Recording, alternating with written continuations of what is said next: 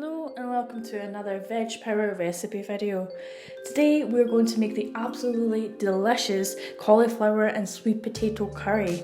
So let's get to it. So for this recipe you will need one large sweet potato cut into small chunks, half a head of cauliflower cut into small florets, 2 tablespoons of olive oil for frying, 1 white onion finely chopped, 2 cloves of garlic finely chopped, and a generous handful of spinach or kale chopped up, 1 teaspoon of turmeric, 1 teaspoon of cumin, 1 teaspoon of ground coriander, half a teaspoon of cinnamon, 1 tablespoon of grated fresh ginger, a tin of coconut milk, 250 millilitres of vegetable stock, and chili flakes to taste, just add that to taste.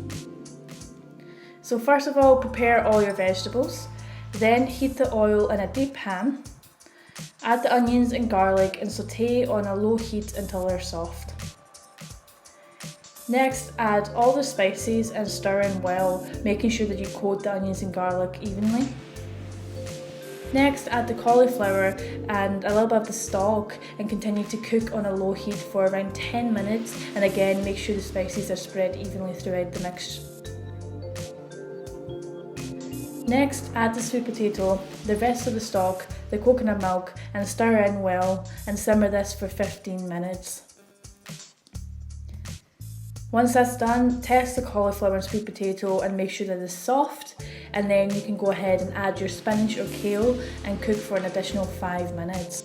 And that's it done. You can serve this with pita bread, with tortilla wraps, with rice, or anything you want. So I hope you enjoyed watching this video and enjoy making this for yourself. This is honestly so delicious, so it's definitely worth a try.